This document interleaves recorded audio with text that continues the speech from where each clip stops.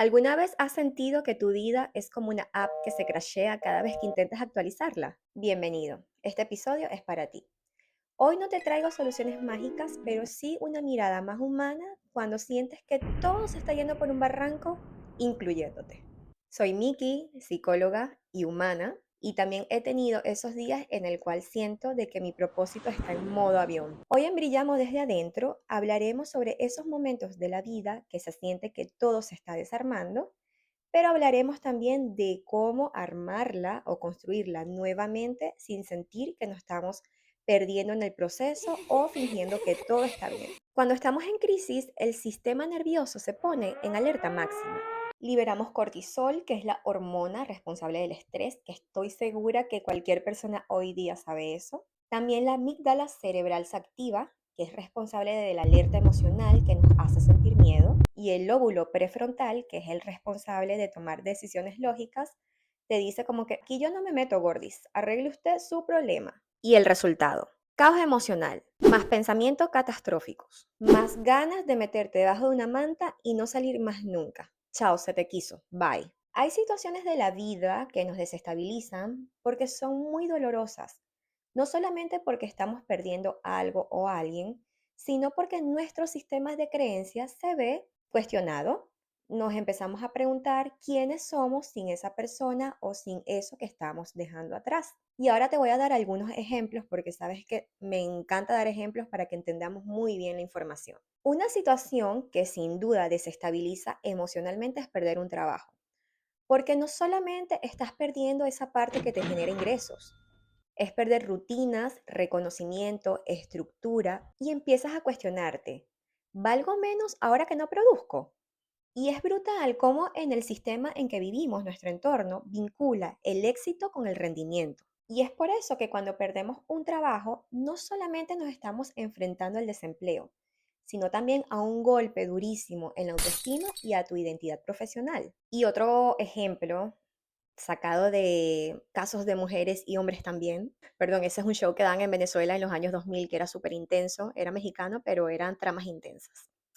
Este ejemplo que voy a dar es sobre rupturas amorosas. Por supuesto que esto va de la mano con perder propósito. Porque una ruptura no es solamente decirle adiós a esa persona, es también decirle adiós a los sueños juntos, a las planificaciones que tenían juntos, a las rutinas compartidas, a tu identidad creada solamente estando al lado de esa persona. Y te preguntas, ¿fui suficiente? ¿Fue real? ¿Quién soy yo sin esa persona? Y lo que duele no es solamente la ausencia del otro, sino ese vacío que te deja la desconexión emocional, porque somos seres que nos encanta crear vínculos, nos encanta sentir que pertenecemos y por ende nos encanta dar mucho amor y también recibirlo. Bueno, esto aplica a las personas con apego seguro, no todo el mundo. Y otro ejemplo que muchos subestiman si no han estado ahí es migrar. Migrar no es solamente abandonar tu país o irte a otro país, porque cuando migras renuncias a ciertas certezas, que el cerebro le gusta tener certezas y todo predecible, como por ejemplo tu red de apoyo, tus lugares favoritos, tu casa, el supermercado donde siempre ibas y ya sabías dónde estaba todo perfectamente ubicado, tu almohada, todo, absolutamente todo, hasta el puestico de perro caliente que estaba en la esquina de tu casa. Y de repente te encuentras en un nuevo lugar y no tienes ni idea dónde estás parado, literal y emocionalmente. Y te preguntas, ¿dónde pertenezco? ¿Quién soy yo aquí si nadie me conoce? Y todas estas experiencias tienen algo en común, que es desvincularte emocionalmente de tu identidad previa y repensarte desde cero, cosa que el cerebro detesta. Y esto desde la psicología se llama crisis vital o crisis existencial, que estoy segura que mis treintones bellos y amorosos han pasado por eso. Y no es una patología, para nada. Es una respuesta natural a una transformación forzada que ocurre antes de que estés preparado para ella. Y sí, al principio se siente que estás perdiéndolo todo, pero con el tiempo te das cuenta de algo maravilloso, que lo que se rompió por fuera te obligó a mirar por dentro. ¿No es eso hermoso? Me dirás como que, bueno, que What? estás loca, muchacha, ve lo que estás diciendo y cómo vas a decir que es hermoso. Es hermoso porque precisamente en ese espacio incómodo pero real encuentras una nueva versión de ti, una versión más real, más consciente y más alineada con tus valores. Y ahora te voy a dar una frase hook que quiero que te la apuntes. Cuando sientas que tu propósito se ve perturbado por una situación, quiero que recuerdes que no estás perdido, estás recalculando, como un GPS emocional. Muy bien, ya hablamos de todo este caos interno, de qué es lo que pasa en nuestro cerebro, qué áreas cerebrales se activan y hacen que sintamos que no tenemos idea de lo que está pasando, que ya no sabemos quiénes somos, de que perdimos el propósito. Ahora vamos a conversar de cómo encontrar el propósito en medio de estas situaciones, que por eso estás aquí seguramente. La gente de marketing universal nos han vendido esta idea de que el propósito se encuentra, que tienes como que buscar detrás de montañas, agarrar una pala y excavar 100 metros para encontrar este propósito. Te lo venden también como si es una gran revelación espiritual, con música de fondo, como un soundtrack detrás de una película, con una banda sonora detrás de ti, y no, eso es para nada así. Pero la verdad es que el propósito es mucho más humano y real. Desde la psicología humanista, especialmente de creadores como Víctor Frank, el padre de la logoterapia, él expone de que el propósito no es algo que tú encuentras o descubres con una lupa. Más bien el propósito es algo que tú mismo creas a través del sentido que tú mismo le das a ciertas experiencias. Frank decía que inclusive dentro del sufrimiento más extremo, el ser humano puede elegir cómo responder ante estos eventos y a partir de ahí crear el significado. Y no desde la resignación, sino desde la libertad interna. Nosotros como individuos somos agentes de nuestras vidas. Entonces, no. El propósito no es ninguna revelación espiritual, no es un plan de vida de 10 años. A veces el propósito son intenciones diarias, intenciones tan simples como hoy me voy a levantar de la cama para cuidar de mí. Hoy sostengo la esperanza aunque no tenga respuesta de por qué me está pasando esto a mí. Hoy me permito descansar sin culpa porque también es parte del autocuidado. Y cuando estás atravesando una crisis, esa es la parte más poderosa, que el propósito no tiene que ser algo grande, pero sí tiene que ser real para ti. El propósito puedes reconstruirlo desde lo más pequeño, como por ejemplo prepararte un desayuno con calma, enviar un currículum a un trabajo que te llame la atención o una nueva área de trabajo que quieras experimentar, empezar un proyecto que te ilusiona desde hace mucho tiempo y no sabes dónde te va a llevar este proyecto, que este es mi caso de por qué yo creé Brillamos desde adentro. Ya les he comentado que fue a raíz de una crisis personal que yo estaba pasando y que todas estas herramientas maravillosas para crear resiliencia, ya que es un músculo que se debe trabajar,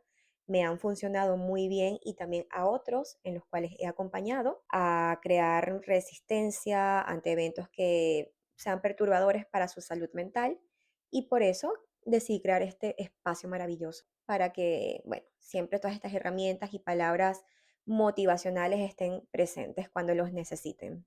Y esto me recuerda también a la historia de un paciente que lo único que le daba propósito en su día era regar una planta, que era simple, sí, pero también era vital para esa persona porque lo hacía sentir útil. Y esto, por muy simple que suene, es propósito, porque el propósito no es algo que tiene que cambiar el mundo, te tiene que cambiar es a ti. Ahora bien, ¿cómo construyo este propósito cuando estoy pasando por una crisis existencial? Y lo primero que ya hemos hablado en episodios anteriores es quitarte ese ruido mental.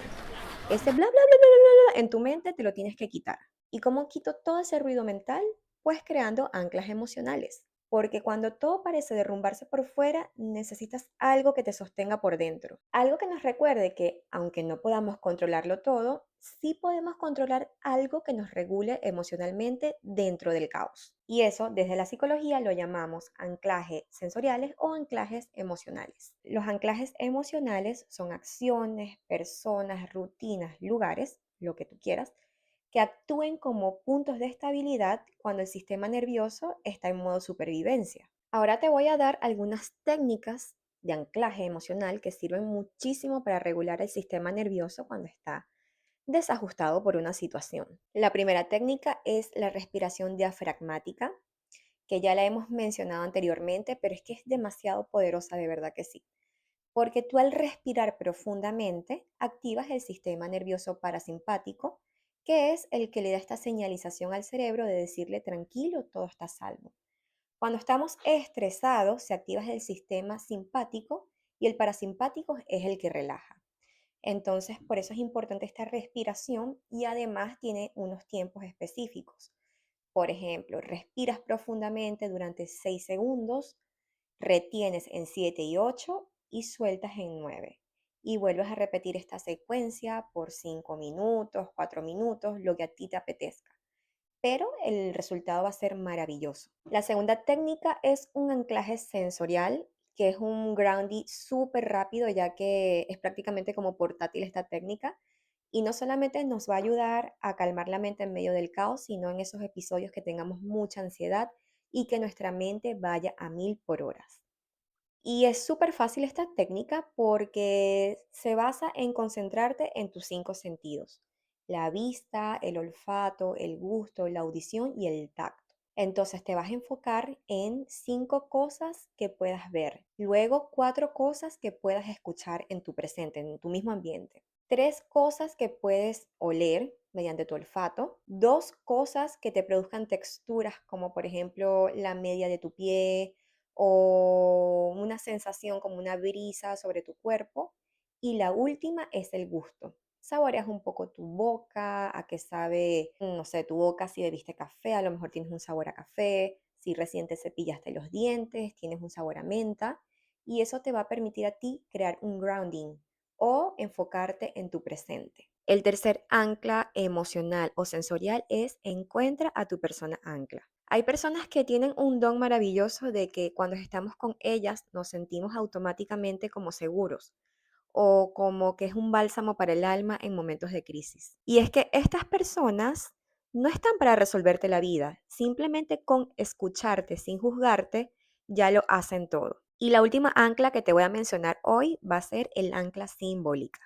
Un ancla simbólica puede ser como, por ejemplo, un diario donde vas a escribir tus pensamientos, que yo creo que es tan poderoso como, no sé, descargar todo lo que se nos pasa por la mente y ponerlo escrito. Eso te da como mucha más claridad y por ende te va a hacer sentir mejor. Otra cosa que sirve como ancla simbólico es encontrar un playlist que te empodere totalmente.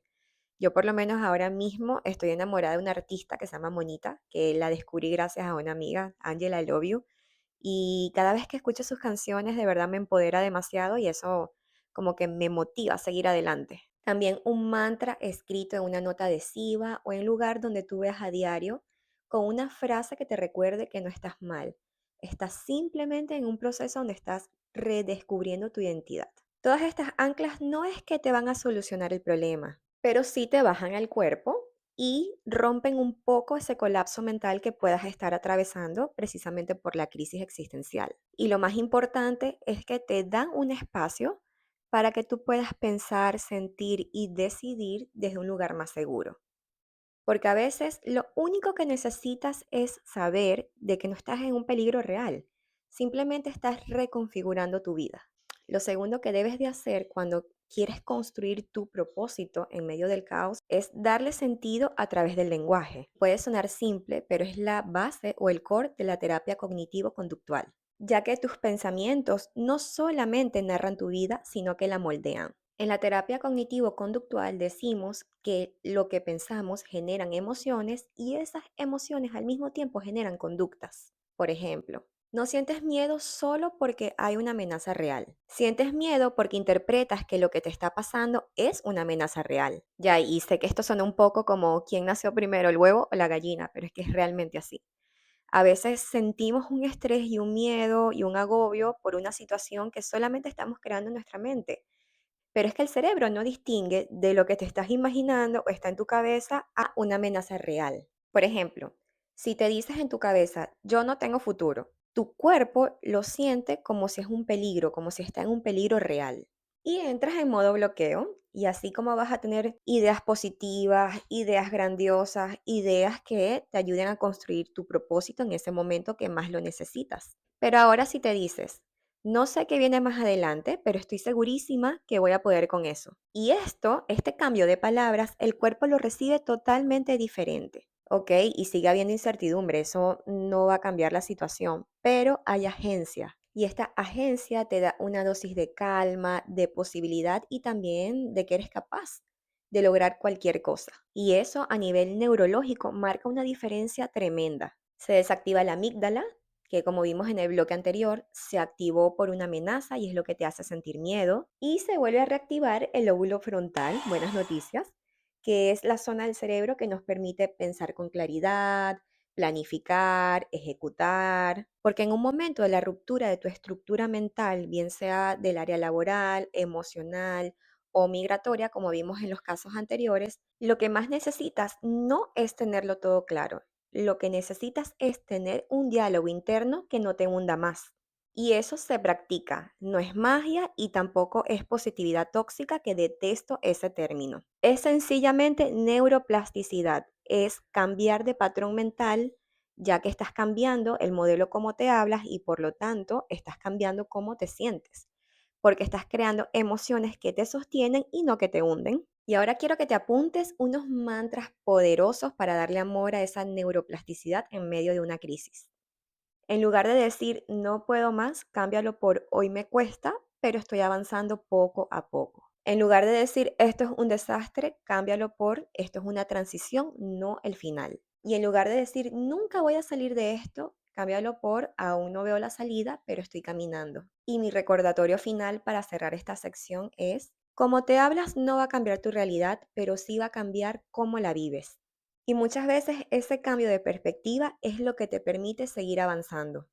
A veces la vida te pone en pausa. No lo buscaste, no lo elegiste, pero es tu realidad y está ahí. Está ahí sin respuestas claras, sin un rumbo fijo y con el alma hecha mil preguntas. Y quiero que sepas algo, estar en pausa no es fallar. Es lo que el cuerpo y el alma piden cuando necesitas espacio para reorganizarte. Nos enseñaron a medir la vida en logros, velocidades y resultados, pero a veces el mayor acto de propósito es seguir estando aunque no sepas cómo estar. Y es que el propósito no siempre se siente como una meta épica o una gran vocación. Y es que a veces, en medio de una crisis, el propósito es un acto muy pequeño, muy silencioso, pero extremadamente valiente. Levantarte, comer algo aunque no tengas hambre, salir a caminar así no tengas ganas, ponerle pausa a ese crítico interno, escribir aunque no tengas respuestas. Y eso también es propósito, porque estás eligiendo sostenerte a ti mismo inclusive en el medio del caos. Y eso no es debilidad, es pura fuerza emocional y resistencia encarnada. Así que dale con todo tu power. Y recuerda, el caos no te define, lo que haces con el caos sí. Y créeme, aunque hoy no lo veas con claridad, estás haciendo más de lo que crees. Y si hoy estás en ese lugar gris, frío y silencioso, no te exijas tenerlo todo. Respira y quédate en ese momento. Y si hoy no puedes avanzar, no pasa nada. Recuerda que no estás solo, porque inclusive en medio de la oscuridad hay una chispa que nos hace brillar desde adentro. Si este episodio te removió algo por dentro, compártelo también con una persona que esté navegando por el caos con estilo. Y si quieres más recursos, propuestas o herramientas para ayudarte en este camino, pincha en mi bio, el Linktree, donde podrás encontrar todas las cosas que necesitas para que brilles desde adentro. Ahí está todo lo que suma y sin filtros.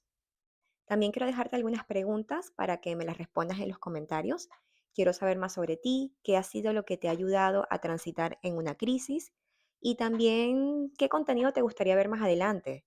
¿Te gusta este tipo de contenidos, como que hablemos de duelos, pérdidas, o te gustaría que nos enfocáramos en temas como psicología pop, relaciones y algún otro tema que abarca la salud mental? Bueno, esto ha sido todo por hoy. Recuerden que en 2 semanas sale un nuevo episodio. Y así que nada, te leo en los comentarios y también échale un vistazo a las redes sociales, que hay demasiado potencial ahí. Un besito.